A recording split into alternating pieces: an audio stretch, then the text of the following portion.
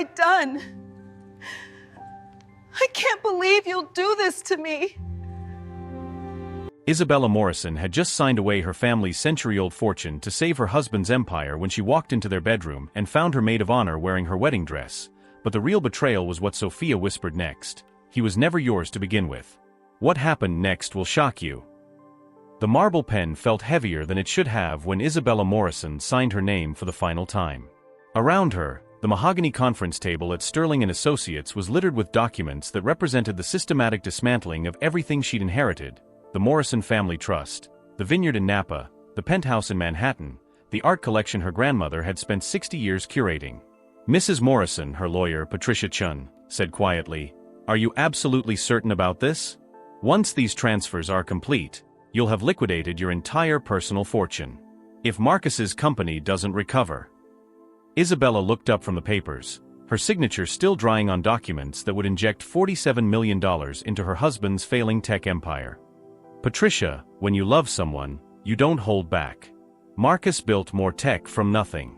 This is just a temporary setback."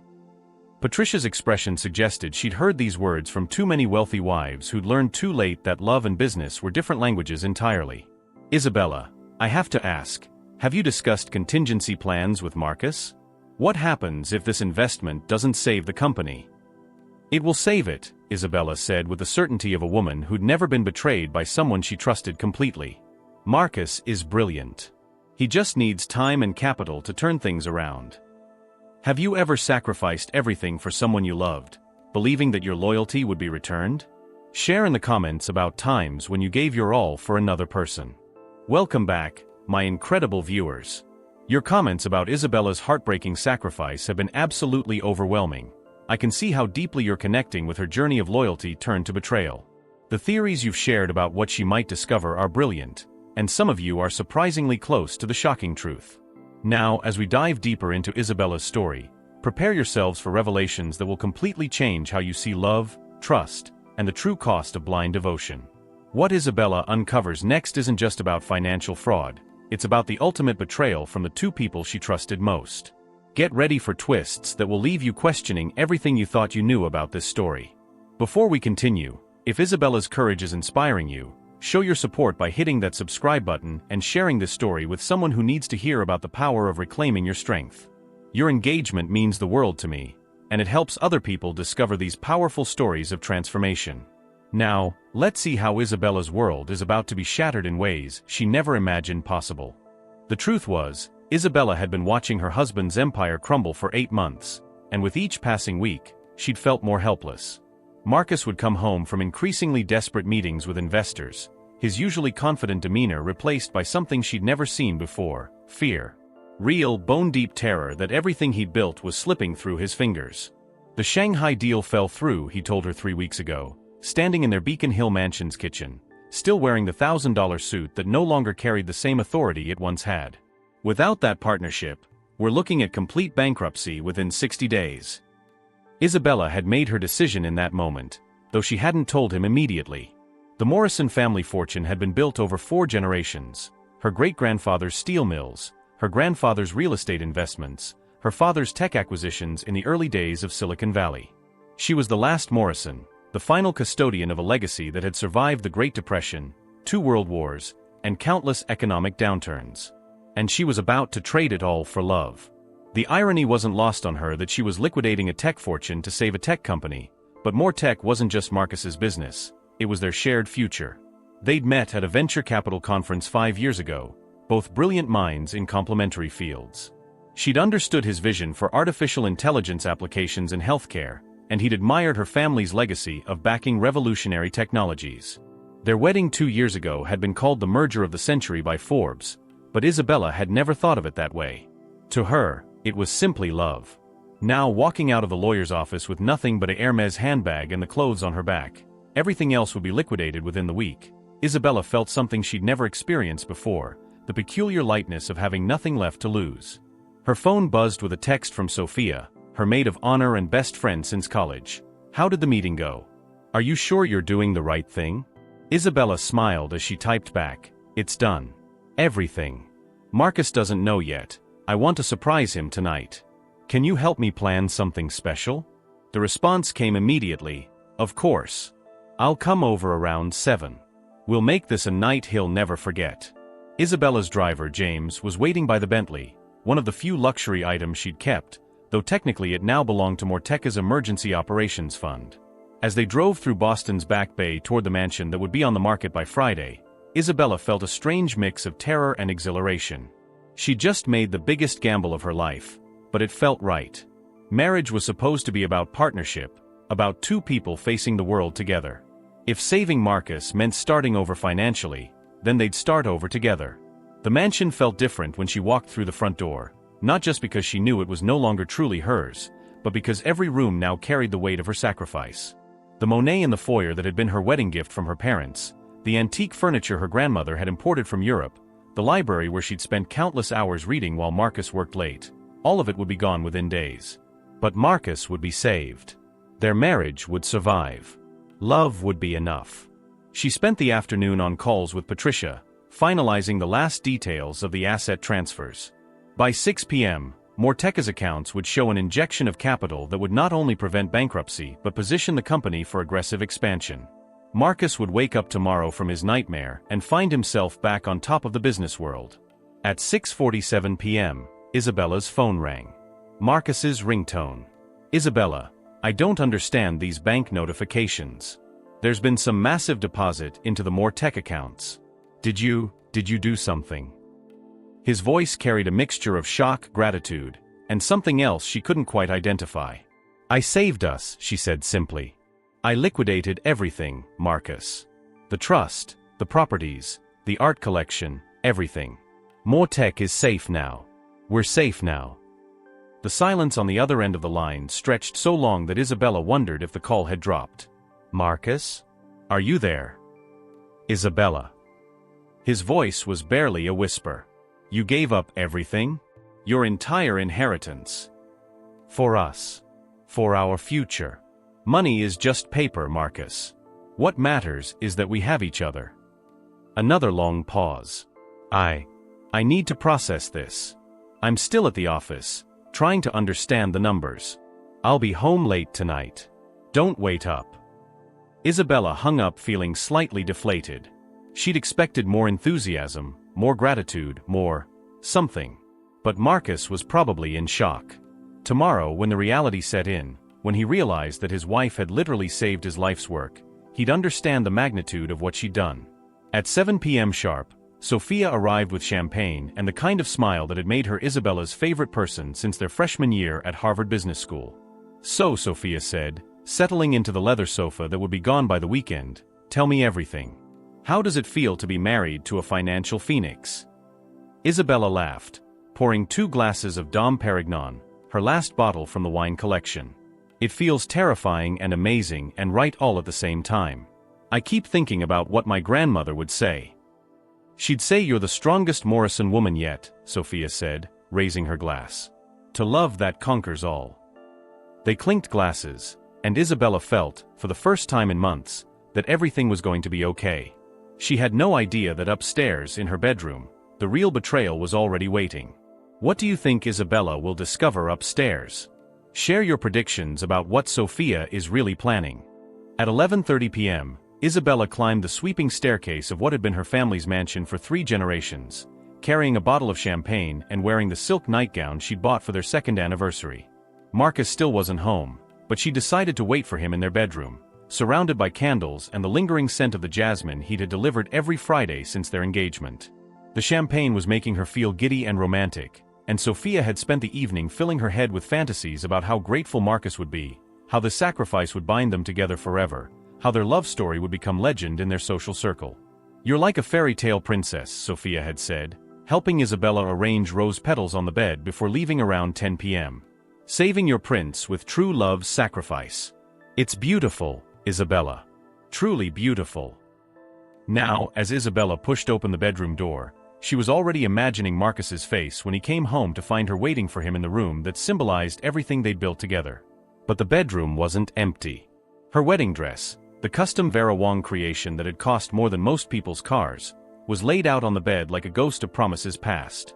Not crumpled or carelessly thrown, but carefully arranged as if someone had been trying it on, admiring themselves in the mirror. Isabella's champagne-fogged mind struggled to process what she was seeing. The dress should have been in the climate-controlled closet in the guest room, preserved in its special box with acid-free tissue paper. She hadn't touched it since their wedding day 2 years ago. "Marcus?" she called out, thinking perhaps he'd been feeling nostalgic, reminiscing about their wedding night. That's when she heard the water running in the ensuite bathroom. And 2 voices. Isabella's blood turned to ice as she recognized the laughter coming from behind the bathroom door. Marcus's deep chuckle, the sound that used to make her heart skip. And underneath it, lighter, more melodic. Sophia's laugh. Have you ever had that moment when your brain refuses to accept what your eyes are seeing? Share your thoughts on when reality becomes too painful to process. Isabella moved toward the bathroom door like someone walking through a nightmare, each step feeling both inevitable and impossible. The marble floors that had once felt like luxury now felt cold and treacherous beneath her feet. "Can't believe she actually did it," Sophia's voice carried clearly through the door. $47 million, Marcus. Every penny she had. "I told you she would," Marcus replied, his voice carrying a satisfaction Isabella had never heard before. "Isabella has always been predictable. Show her a wounded bird, and she'll break her own wings trying to fix it." Isabella's hand froze on the door handle. This couldn't be the conversation she thought she was hearing. There had to be some other explanation. "And you're sure the transfers are irreversible?" Sophia asked. "Completely. Patricia Chun is thorough, but she's not creative. Once those assets were liquidated and transferred to more tech, they became corporate property. Even if Isabella wanted them back, which she won't, the legal process would take years." Isabella heard the sound of water splashing, as if someone was settling deeper into the bathtub. Her bathtub. The custom-made marble soaking tub that her grandmother had imported from Italy. "I have to admit," Sophia continued, her voice now sultry in a way Isabella had never heard directed at anyone but the men Sophia dated, watching her sign those papers today was almost sad. She looked so noble, so self-sacrificing. If only she knew she was signing her own financial death warrant. "That's what makes it perfect," Marcus said, and Isabella could hear the smile in his voice. She'll never suspect that her husband and her best friend orchestrated the whole thing. As far as she knows, Mortec was legitimately failing, and she heroically saved it. The bathroom fell silent except for the sound of water moving, and Isabella realized with sick horror that they were together in the bath. In her bathroom. In the tub where she'd spent countless evenings reading while Marcus worked late, or at least, while she'd thought he was working late. "When are you going to tell her about us?" Sophia asked. "After the Dubai deal closes next month. Once Morteca's valuation hits the target we need, I'll file for divorce. By then, all the assets will be so deeply integrated into the company structure that she'll be lucky to walk away with enough for a decent apartment." Isabella's legs gave out, and she sank to the floor outside the bathroom door, her silk nightgown pooling around her like a puddle of broken dreams. The champagne bottle slipped from her nerveless fingers and rolled across the marble, but the thick Persian rug muffled any sound. And then, Sophia's voice had taken on a dreamy quality. "Then you and I take Mortec public, cash out our shares, and disappear to that villa in Tuscany we looked at last month. 50 million should be enough to live like royalty for the rest of our lives." "Our lives," Sophia repeated, and Isabella could hear the satisfaction in her best friend's voice. "I loved the sound of that." The water began draining from the tub, and Isabella heard movement, towels being grabbed, intimate laughter that felt like knives in her chest. She managed to crawl behind the bedroom door, hidden in the shadows, as the bathroom door opened. Marcus emerged first, wearing one of the monogrammed robes Isabella had given him for Christmas. He looked relaxed, younger somehow, happier than she'd seen him in months. Behind him came Sophia, wrapped in Isabella's own silk robe, her blonde hair wet and tousled. They looked like a couple. They looked like they belonged together. And Isabella realized, with crystalline clarity, that they probably always had.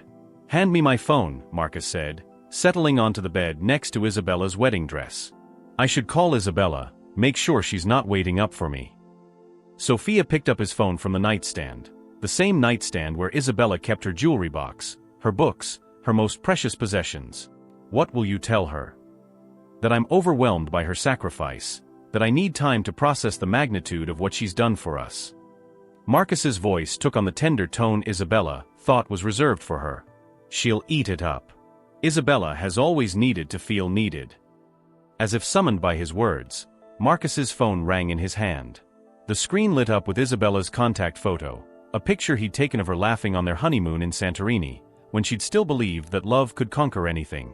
Isabella watched from the shadows as her husband looked at her picture with mild annoyance, as if she were an inconvenient business call. He didn't answer. Instead, he turned to Sophia, pulled her down onto the bed next to her wedding dress, and kissed her with the passion Isabella had thought belonged to their marriage. Isabella closed her eyes, but she couldn't close her ears. She heard Marcus whisper words of love that sounded exactly like the words he'd spoken to her on their wedding night. She heard Sophia respond with promises about their future that mirrored every dream Isabella had shared with her best friend during late-night conversations about love and marriage and happily ever after. The two people she loved most in the world were building their happy ending on the ruins of her destroyed life. And the worst part? They were doing it in her bedroom on her bed, wearing her robes, after spending the evening in her bathtub, celebrating the successful theft of her family's fortune. Isabella remained hidden behind the door for 20 more minutes, watching the grotesque parody of intimacy play out in the space that had once been her sanctuary. When she finally crept out of the bedroom, leaving Marcus and Sophia entangled in Egyptian cotton sheets that cost more than most people's monthly salary, she felt something she'd never experienced before. Not heartbreak. Not betrayal. Not even anger. She felt clarity. Pure, cold, laser-focused clarity about exactly what she was going to do next. In the hallway, Isabella pulled out her phone and scrolled through her contacts until she found a number she'd never thought she'd need to call. Patricia Chen answered on the second ring, despite the late hour. "Isabella? Are you all right?" "Patricia," Isabella said, her voice steady for the first time in months, "I need you to tell me everything about corporate fraud, asset recovery, and how to destroy someone who thinks they've destroyed you." What do you think Isabella's first move should be? Share your thoughts on the perfect revenge for this ultimate betrayal. Patricia Chen's home office at 12:47 a.m. looked like a war room preparing for the legal battle of the century. Coffee cups, legal documents, and laptop computers covered every surface, while Isabella sat in the center of it all, no longer the naive romantic who had signed away her fortune 12 hours earlier.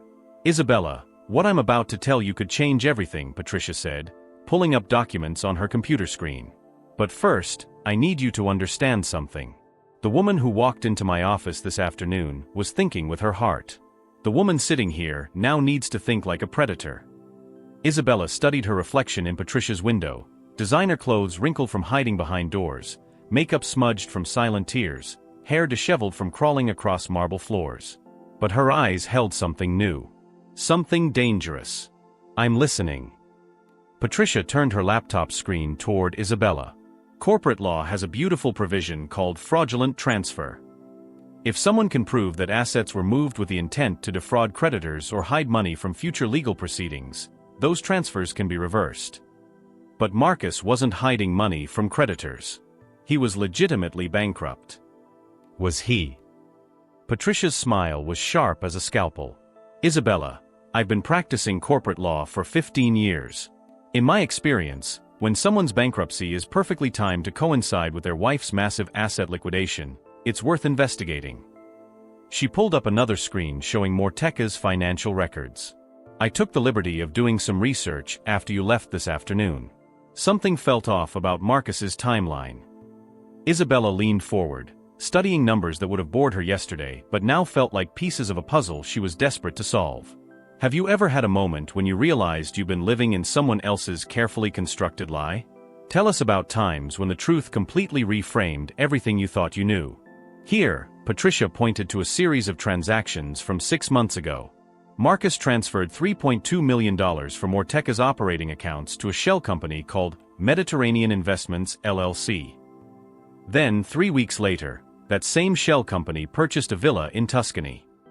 Isabella's blood ran cold. Tuscany. You recognize the connection? They were just talking about a villa in Tuscany. Sophia and Marcus. They said they were going to disappear there after they take Mortec public. Patricia's expression hardened. "Isabella, I think your husband's bankruptcy was staged. I think he's been moving money offshore for months, creating the appearance of financial crisis to manipulate you into liquidating your assets." The room spun slightly as Isabella processed the magnitude of the deception. So when I saved more tech, you were essentially funding their retirement plan. Your $47 million didn't save a failing company. It provided the capital injection they needed to take a deliberately weakened company public and cash out at maximum value. Isabella stood up and walked to Patricia's window, looking out at Boston's sleeping skyline. Somewhere out there, in the mansion that would be sold to pay for their scheme, Marcus and Sophia were probably still celebrating their successful con. How do we prove it? Very carefully, Patricia said. If we tip our hand too early, they'll move the money to jurisdictions we can't touch. But if we're strategic... She opened another file, this one thick with corporate documents and bank records. I've been building a case since this afternoon. Call it lawyer's intuition, but something about your husband's convenient bankruptcy timing bothered me. So I made some calls to colleagues who specialize in forensic accounting. Patricia spread out a series of documents like she was dealing cards in a high-stakes game. Mediterranean Investments LLC is owned by a holding company in the Cayman Islands. That holding company is owned by another shell company in Switzerland. But if you follow the paper trail far enough... She pointed to a signature on the final document. The Swiss company is owned by SM Holdings. Care to guess what those initials stand for? Isabella stared at the signature, recognizing the handwriting she'd seen on birthday cards and Christmas gifts for the past 6 years. Sophia Morrison. Your best friend has been using a variation of your maiden name to hide assets internationally. She and Marcus have been planning this for at least a year, probably longer. Isabella sank back into her chair, the full scope of the betrayal finally becoming clear. They never loved me. Either of them. I was just, what? A bank account with legs. Isabella, I need you to focus on what matters now. Do you want justice, or do you want revenge? What's the difference? Patricia's smile was predatory. Justice means we recover your assets, expose their fraud, and send them to prison. Revenge means we destroy them so completely that prison will feel like mercy. Isabella thought about Marcus's hands on Sophia's skin, about Sophia wearing her wedding dress like a costume, about the two people she trusted most treating her sacrifice like a game they'd won. I want both. Then here's what we're going to do. Patricia pulled out a legal pad and began writing. First, we need evidence of their relationship and their conspiracy. Do you have access to their communications? Marcus's phone syncs with our shared computer at home. And Sophia. I know her passwords. She's never changed them since college. Good. Second, we need to document every fraudulent transfer, every hidden asset, every lie they've told. I have investigators who specialize in offshore accounts. Isabella felt something awakening in her chest, not the desperate love that had driven her to sacrifice everything, but something colder and more powerful.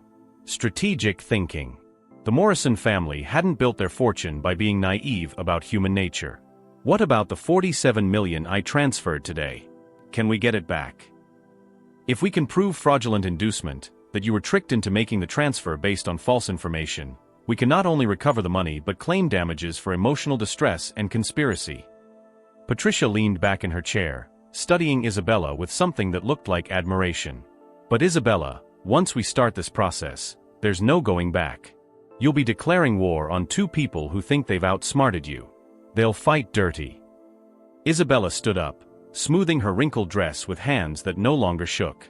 Patricia, 12 hours ago, I was a woman who believed that love and loyalty were the highest virtues. I sacrificed everything I had because I thought that's what good wives do. She walked to the window again, looking out at the city where her family had built their legacy over 4 generations. But you know what I realized tonight? There's a difference between being a good wife and being a fool. And there's a difference between love and being someone's convenient victim. What are you saying? Isabella turned back to Patricia, and her lawyer saw something in her expression that made her reach for her phone. I'm saying that Marcus and Sophia made one critical error in their perfect plan.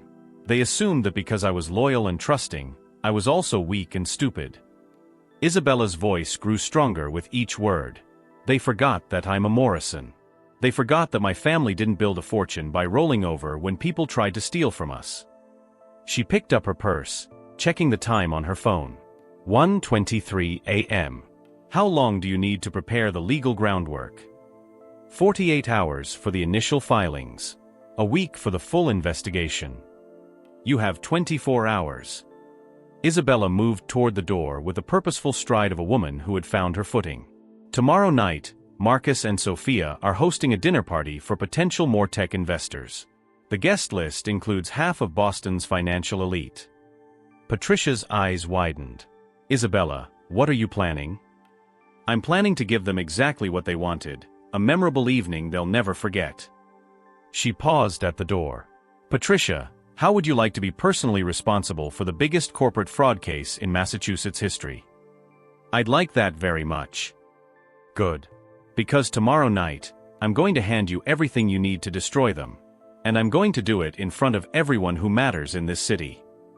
As Isabella left Patricia's office, she felt the last vestiges of her old self falling away like a snake shedding its skin. The woman who had signed away her fortune that afternoon was gone forever. In her place stood someone harder, smarter, and infinitely more dangerous. Someone who remembered that Morrison women had been winning wars for 4 generations. And someone who was about to teach Marcus and Sophia the difference between stealing from a victim and stealing from a predator who'd finally woken up. Her phone buzzed with a text from Sophia. Hope you're not waiting up for Marcus. You know how he gets when he's processing big emotions. See you tomorrow for lunch? I have so much to tell you. Face blowing a kiss. Isabella smiled as she typed back. Can't wait to hear everything. Tomorrow is going to be unforgettable. She wasn't lying. Tomorrow would indeed be unforgettable. Just not in the way Sophia expected. What do you think Isabella should reveal first at the dinner party? Share your thoughts on the perfect way to expose Marcus and Sophia's betrayal. The Morrison mansion had never looked more beautiful than it did on the night Isabella chose to destroy the 2 people who thought they destroyed her. Crystal chandeliers cast warm light over tables set with her grandmother's baccarat crystal, while servers moved silently through rooms that would legally belong to someone else within the week. Isabella stood in her dressing room, applying the last touches of makeup with hands that hadn't trembled once in the 24 hours since her world had collapsed and reassembled itself into something harder, sharper, and infinitely more dangerous. She'd chosen her outfit with military precision, a black Armani dress that conveyed both elegance and authority, her grandmother's pearls as armor, and heels high enough to look down on everyone in the room. Tonight, she wasn't playing the role of devoted wife or loyal friend. Tonight, she was a Morrison woman reclaiming her legacy. Isabella. Sophia's voice carried from the bedroom. The guests are starting to arrive. Are you ready for your grand entrance? Isabella smiled at her reflection, thinking about the conversation she'd overheard exactly 24 hours ago. More ready than I've ever been. She emerged from the dressing room to find Sophia arranging flowers, white roses that Marcus had specially ordered, though Isabella now knew they weren't meant for her. Sophia looked radiant in an emerald green dress that perfectly complemented the engagement ring she was hiding on a chain around her neck. The engagement ring Marcus had given her 3 weeks ago, according to the receipt Patricia's investigators had found. Have you ever had to smile and pretend everything was normal while planning someone's downfall? Share your thoughts on the strength it takes to maintain composure when you're burning inside. You look stunning, Sophia said, embracing Isabella with the practiced warmth of someone who'd spent years perfecting the art of deception. Marcus is downstairs greeting the investors. He's been in such a good mood lately. I think your sacrifice really took the weight of the world off his shoulders. I'm sure it did, Isabella replied, her voice carrying just enough warmth to maintain the facade.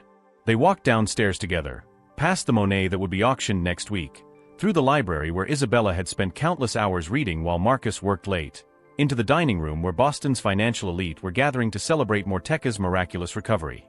Marcus stood at the far end of the room, resplendent in a Tom Ford tuxedo, gesturing animatedly to a group that included the mayor, 2 federal judges, and the editor of the Boston Globe's financial section. He looked like a man who'd successfully pulled off the heist of the century. Which, Isabella supposed, he had. Ladies and gentlemen, Marcus called out as Isabella entered, his voice carrying the confidence of someone who believed he'd won. I'd like you all to meet the woman who saved not just my company, but my life. My incredible wife, Isabella. The applause was warm, genuine, tinged with the kind of admiration reserved for people who'd made extraordinary sacrifices. Isabella had become a legend in their social circle, the devoted wife who'd given up everything to save her husband's dream. If only they knew the truth.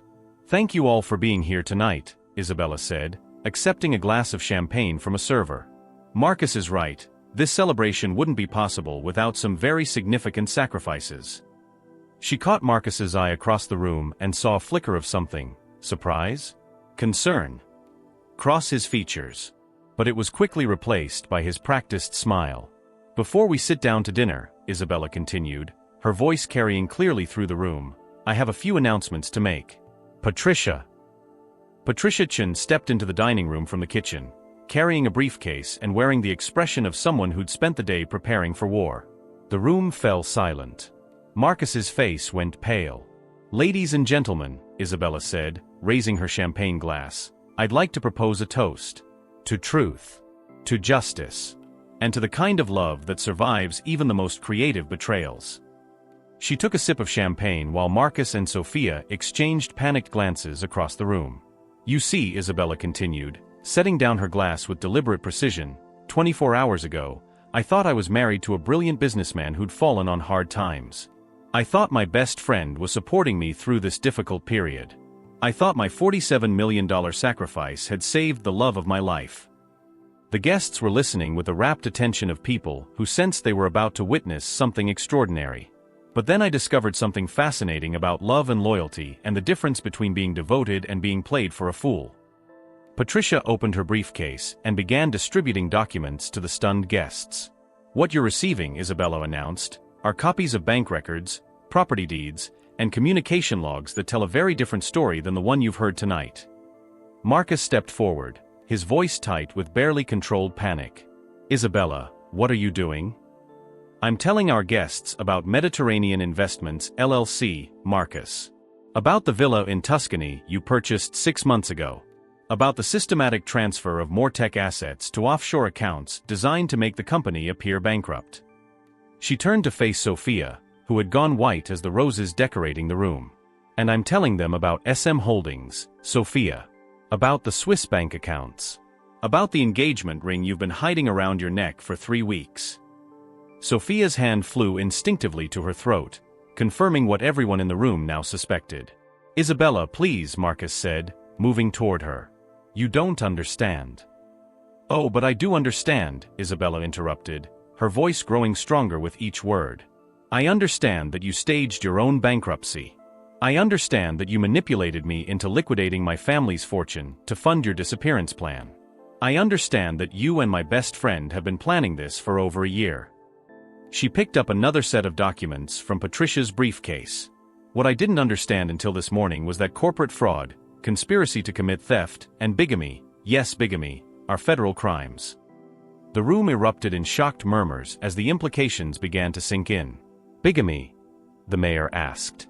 Isabella smiled, producing a marriage certificate from a folder Patricia handed her. Marcus and Sophia were married in the Cayman Islands 3 months ago, which makes his marriage to me legally interesting. Marcus and Sophia stood frozen in the center of the room, surrounded by some of the most powerful people in Boston, all of whom were now looking at them like specimens in a criminal justice textbook. The FBI will be arriving in approximately 10 minutes, Isabella announced pleasantly. They have warrants for both of your arrests on charges of conspiracy, fraud, and money laundering. The assets you thought you'd hidden so cleverly? They've been frozen by federal court order. She walked over to Marcus, looking up at the man she'd once loved with everything she had. You know what the beautiful thing is, Marcus? You were right about one thing. I am predictable. You predicted I'd sacrifice everything to save you, and I did. What you didn't predict was what would happen when I discovered that the man I was saving was already dead. Isabella turned to address the room one final time.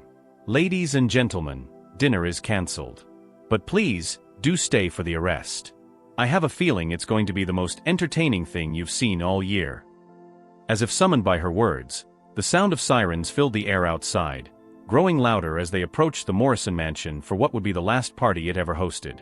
What do you think Marcus and Sophia's final words should be as they're arrested? Share your thoughts on justice being served. Act 5, Phoenix from Ashes. Word count, 880. 6 months after the dinner party that became Boston's most talked-about criminal takedown, Isabella Morrison Chun sat in her new corner office overlooking Boston Harbor, reading the morning headlines with the satisfaction of someone who had learned that justice served cold was the most delicious dish of all. Morrison fraud case. Husband and accomplice sentenced to 15 years blazed across the front page of the Boston Globe, accompanied by photos of Marcus and Sophia in orange jumpsuits, their faces bearing none of the arrogant confidence they displayed at that final dinner party. The federal judge was particularly harsh about the betrayal of marital trust, Patricia Chin said, settling into the chair across from Isabella's desk with 2 cups of coffee and the expression of someone who just won the legal case of her career. 15 years for Marcus, 12 for Sophia, and full restitution of all assets plus punitive damages. Isabella looked up from the newspaper, her eyes bright with something that had taken months to fully develop: genuine happiness. Not the desperate clinging joy of someone trying to make a broken situation work, but the deep satisfaction of someone who had rebuilt their life on a foundation of truth. And the offshore accounts? Every penny recovered. The villa in Tuscany, the Swiss bank accounts, even the engagement ring Sophia was hiding, all of it liquidated and returned to you. Patricia smiled. Plus, the federal government awarded you a substantial finder's fee for helping expose an international money laundering operation. Isabella walked to her window, looking out at the harbor where cargo ships moved steadily through waters that had watched 4 generations of Morrison women build their legacies. She was wearing a navy blue power suit that she'd bought with money she'd earned, not inherited, and her reflection showed a woman who had learned the difference between being wealthy and being powerful. You know what the strangest part is? Isabella said. I'm grateful it happened.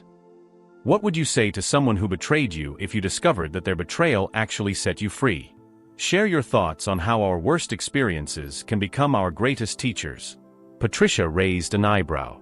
Grateful that your husband and best friend conspired to steal your fortune? Grateful that they showed me who I really am when everything is stripped away. Isabella returned to her desk, where the latest financial reports for Morrison Recovery Consulting lay spread across the surface. 6 months ago, I thought I was nothing without Marcus's love and my family's money. I thought my value came from what I could give other people. She gestured around the office that had become headquarters for one of Boston's most successful financial investigation firms. The walls were decorated not with inherited art, but with framed thank you letters from clients whose lives Isabella had helped rebuild after financial betrayal. Now I know that everything I needed was already inside me. I just needed to stop giving my power away to people who saw it as something to exploit. Patricia stood up, preparing to leave for another client meeting.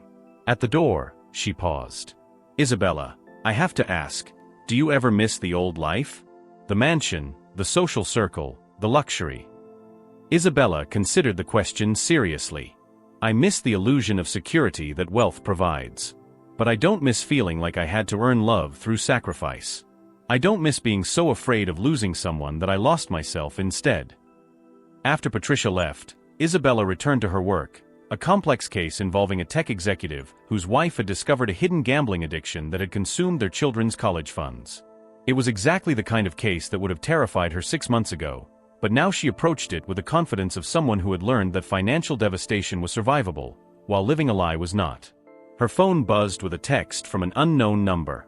For a moment, her heart skipped, old habits of fear died hard. But when she opened the message, she smiled. Ms. Morrison, this is Sarah Chun, no relation to Patricia. I read about your case in the Globe and saw your company's website. My husband emptied our accounts and disappeared, leaving me with twin toddlers and no way to trace where the money went. Can you help? I don't have much to pay you with, but I have nowhere else to turn. Isabella immediately called the number, her voice warm with understanding when Sarah answered on the first ring. Sarah, this is Isabella Morrison. First, let me tell you something important. You're not alone, you're stronger than you know, and yes, we're going to get your money back. The conversation that followed lasted an hour, with Isabella walking Sarah through the same emotional journey she'd traveled, from victim to survivor to warrior.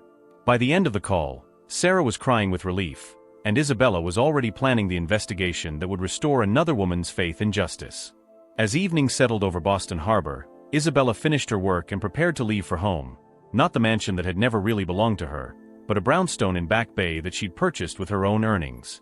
It was smaller, warmer, and filled with furniture she'd chosen because she loved it, not because it impressed visitors. Walking to her car, Isabella's phone rang one final time. The caller ID showed a number she hadn't seen in months, the federal correctional facility where Marcus was serving his sentence. She almost didn't answer. Isabella. Marcus's voice sounded older, smaller, stripped of the confidence that had once defined him. I wanted to call before my phone privileges are revoked again. What do you want, Marcus? I wanted to say I'm sorry. Not because I think it will change anything, but because you deserved better than what Sophia and I did to you. Isabella stopped walking, standing in the golden light of a Boston sunset. Marcus, do you know what I've learned about apologies? They only matter if the person receiving them needs them. And I don't need yours anymore. Isabella. I need you to understand something, she interrupted gently. You and Sophia thought you were destroying my life, but you actually gave me the greatest gift possible. You showed me who I am when I stopped trying to be small enough for other people's comfort. She resumed walking toward her car, her voice growing stronger. I'm not the woman who sacrificed everything for love anymore, Marcus.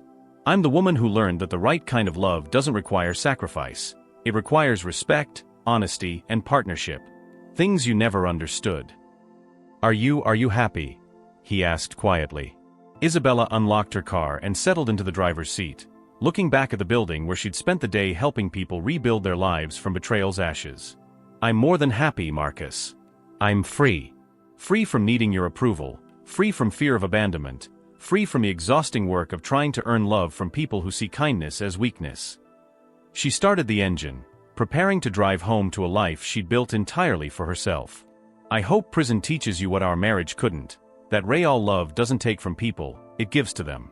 Goodbye, Marcus. As Isabella drove through the Boston streets toward her new life, she thought about the woman she'd been 6 months ago, terrified of being alone, desperate to be needed, willing to sacrifice everything for the illusion of love. That woman was gone forever. In her place was someone who had learned that the strongest foundation wasn't built on other people's approval, but on the unshakable knowledge of your own worth. Isabella Morrison Chun pulled into her driveway, looked up at the brownstone she'd earned with her own strength, and smiled. Sometimes the worst thing that happens to you is exactly what needed to happen to show you who you were always meant to be. What's the most important lesson Isabella's story teaches us about the difference between love and manipulation? Share your thoughts on how recognizing our own worth can protect us from those who would exploit our kindness. Your insight might help someone who needs to hear it today. Sometimes the people who betray us give us the greatest gift imaginable. They force us to discover that we never needed them to be whole. Isabella's journey reminds us that real love multiplies our strength rather than requiring our sacrifice, and that the most beautiful revenge is building a life so authentic that their absence becomes a blessing rather than a loss. The best relationships don't require you to lose yourself. They inspire you to become more yourself than you've ever been. Thanks for watching till the end. We know you loved this story, and there are many more thrilling ones waiting for you. Just click on the video on your screen to dive into the next chapter.